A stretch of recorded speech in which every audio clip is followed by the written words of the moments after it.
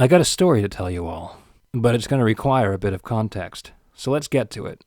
My younger brother is one of the few people who has said the phrase, "I'm going to learn Japanese," and actually learned Japanese. He's been diligently studying it the old-fashioned way, without any tricks, without any gimmicks, for years, and he has gotten quite far. He can watch anime without subtitles, he can read books, he can play through entire visual novels, and he can even delve into the racially conspiratorial depths of 2chan and actually understand what's going on. So I thought it'd be a good idea to actually take him to Japan, so he can really test his mettle. It'd also be nice to have someone who can translate stuff, but, that's just a bonus. So we put our heads together and planned ourselves a little trip. We're definitely going to be doing some of the normal touristy stuff that folk are wont to do when they choose to embark on a Nihon adventure.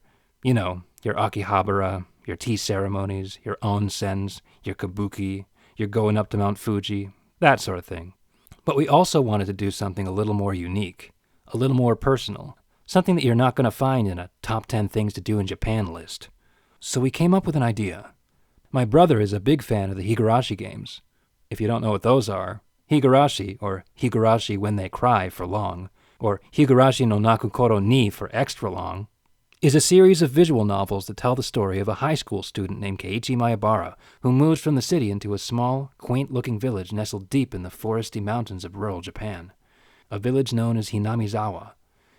In this small town, everybody knows everybody, and they are all very inviting and hospitable. He makes fast friends with some cute girls, and they have hilarious hijinks together, playing games, doing pranks, holding cooking contests, having all sorts of innocent fun. But about halfway through the story, things take a turn toward the creepy, and what was once a fun little romp becomes a terrifying nightmare that slowly unfolds. People start behaving differently. His friends start acting in ways that don't make sense. Murders start happening. Curses start being mentioned. And our boy Keiichi? Well, let's just say he doesn't have the greatest of times. Anyways, fun fact about this series is that the original 2003 version of it was created on an extremely low budget. The main person behind the game, a guy who calls himself Ryukishi07, had very few resources.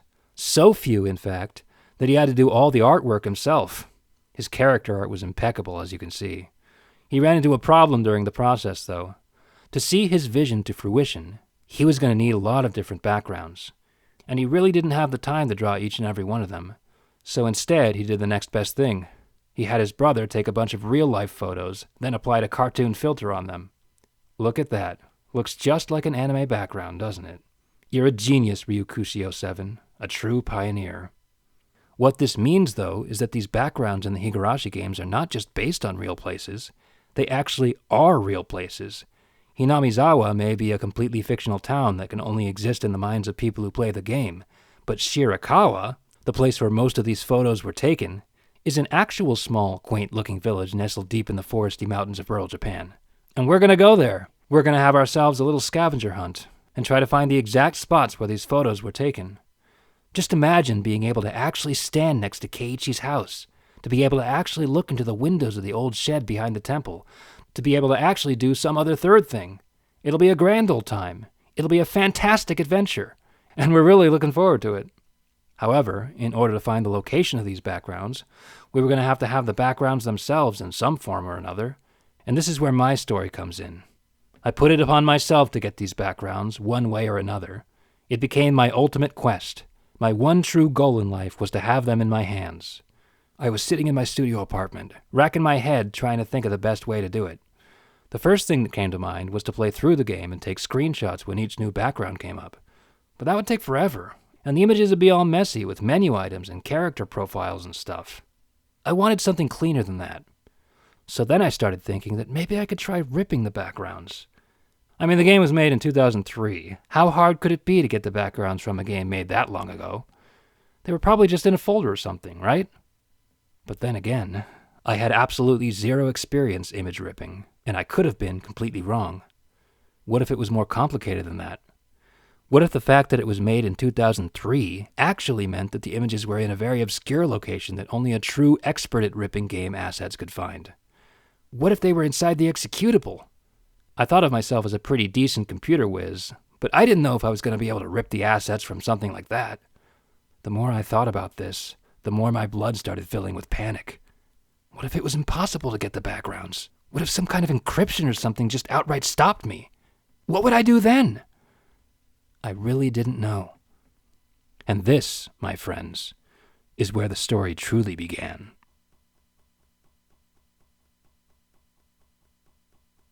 Fine, I'm desperate. So what? I may not know the ABCs of ripping background images from games, and I have neither a sea chart nor a compass, but still, one idiot is taking on the ocean of the great image-ripping age alone. His name is Gouken Shadow! Let's go! Time to get those backgrounds. My enthusiasm was peerless. If energy and recklessness was all it took, I could take over the world. However, there are plenty of things in the world that can't be achieved with resolution alone, and getting the raw backgrounds from the Steam game is probably the top contender.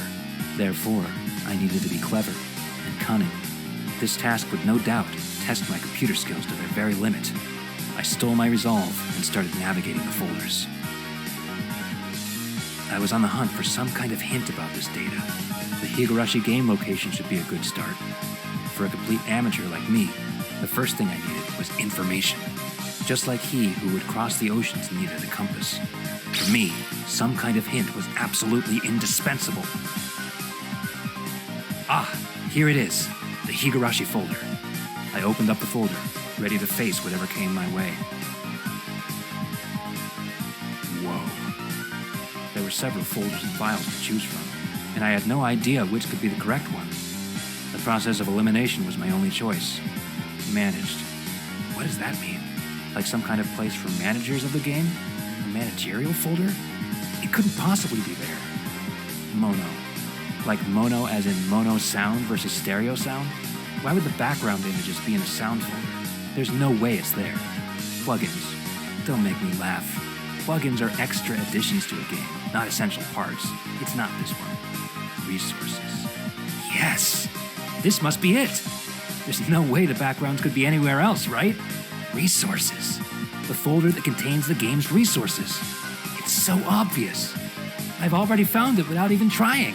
And as such optimistic thoughts filled my chest, I opened the folder. However... What? It's just 2 files that are less than 2 megabytes each. The backgrounds aren't here at all. Ah! Why can't this just be easy? It won't do any good to yell. Cool off, Gouken Shadow. Think calmly. Calmly. For now, I'll go back and see if there's something I missed. Let's see. I took a look at the last folder. Streaming assets. Streaming? It's gotta be for streaming the video game or something. There's no way it could be here. At this point, I had reached the end of the folders. All that was left were 4 files. Main data, output log.txt, resources.assets, shared assets 0.assets. And none of them were the image files. This could mean only one thing. The data must be stored inside one of these files. This was the only possible conclusion. Somehow, the image data of those backgrounds must have been in one of these files. But which one? Main data was far too small to contain them. Only 2 megabytes. And output log.txt was obviously just a text file. So it must be either resources.assets or shared assets 0.assets. I just noticed something. These 2 files have the exact same extension. They're both .assets files.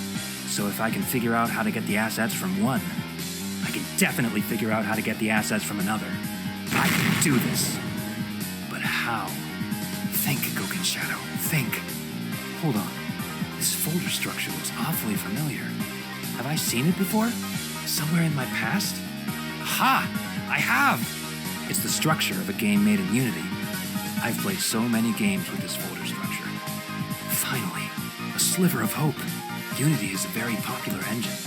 Popularity breeds possibility. If assets files are associated with something as popular as Unity, there must already be a way to open an assets file. All I have to do is find it. I scoured the web for answers, certain that there must have been a way. Someone must have made some kind of tool to do this. Unity must have had some kind of built-in feature to make this happen. But the more I searched, the less I found. After an hour, I came up completely empty. How can this be? How could it possibly be that there's no easy way to open an assets file? I felt like an animal caught in a trap. There was nowhere for me to go. No one who could save me. Nothing to do but give up on ever being able to have clean background images. No, I can't accept this. I won't accept this. If I can't find a way to open an assets file, I'll make a way. Okay, remember the basics, Goken Shadow. You're a programmer. You can do this. A file is just data that's been arranged in a certain way. And if you can find the way it's arranged, you can find how to display it. And the best way to see how data is arranged is a hex editor. Yes, this is gonna work. I can feel it. I'll just open up the file and look for obvious patterns. I opened the file in the hex editor, my determination growing. What is this? I can't tell what any of this means. There's no patterns at all. Are these the values of a header? Are they part of the data? Nothing is specified. What does this even mean? It's just a bunch of numbers. I don't understand it at all. This was foolish. It was like walking into a dark cave with no light. I needed something to help me. I needed something that would make it easier to see. I needed a guide. I got it! My mind came up with a genius plan. I made a new image file. The top half of the image was white, and the bottom half was yellow. With this image, I would be able to see where the patterns in the data differed. I would be able to see the file format for what it really was. I would be able to reveal the truth. I opened up Unity and created a game that only contained my image file, then clicked the build button to make it generate an asset file. Then, I opened the asset file in a hex editor.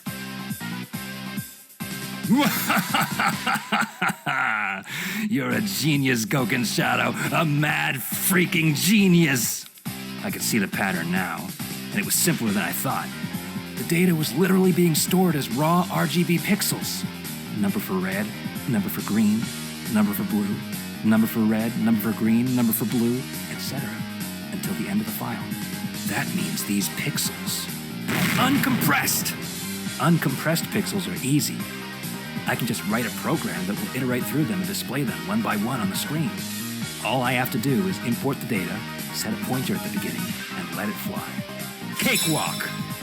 But to display an image, I'll need to know how tall and wide it will be. Otherwise, I'll just be displaying a horizontal line. I can't tell the dimensions just by looking at this data. There has to be a way, though. Eureka! Yet again, my mind came up with a genius idea. I'll add controls that let me adjust the size. That way, I can just keep adjusting it till it fits. Time to bring this baby to life. My hands flew over the keyboard, furiously typing, compiling, testing, failing, retyping, recompiling, retesting, refailing, until finally. Here it is, the ultimate asset viewing program. Let's see if it works with the asset file. I'm not seeing anything quite yet, and it all looks kind of purple. But maybe if I adjust the width a little bit, I think I see something. Maybe just a little bit more width, and I do see something. It's a menu item. I'm in the right place. Just a little bit shallower. There it is. The perfect width is 1024.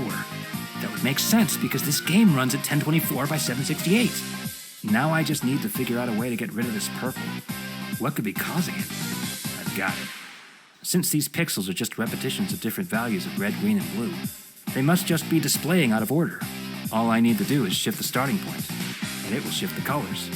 I'll just add an extra variable that pads the position of the pointer, then I'll make some controls that allow me to adjust it, and there it is. The image data in all its full color glory. I was on top of the world, a master among coders, a god among mortals, a genius beyond all reckoning. Now, with my ultimate program, I can find those backgrounds. They're definitely in the shared asset 0, that assets file. It's the bigger of the two, after all.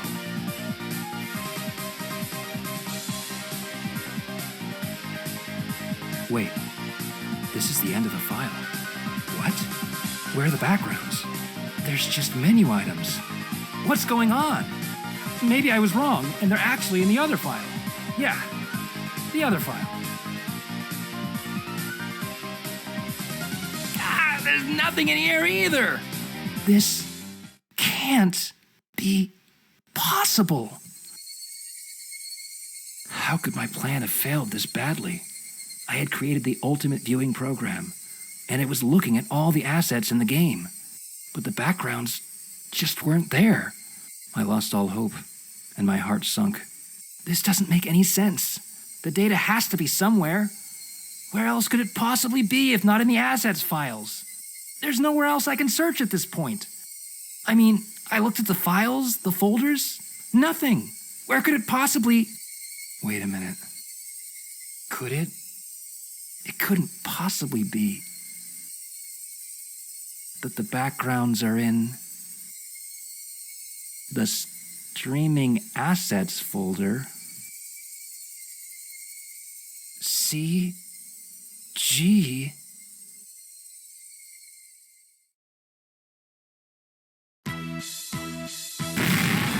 Ah! What?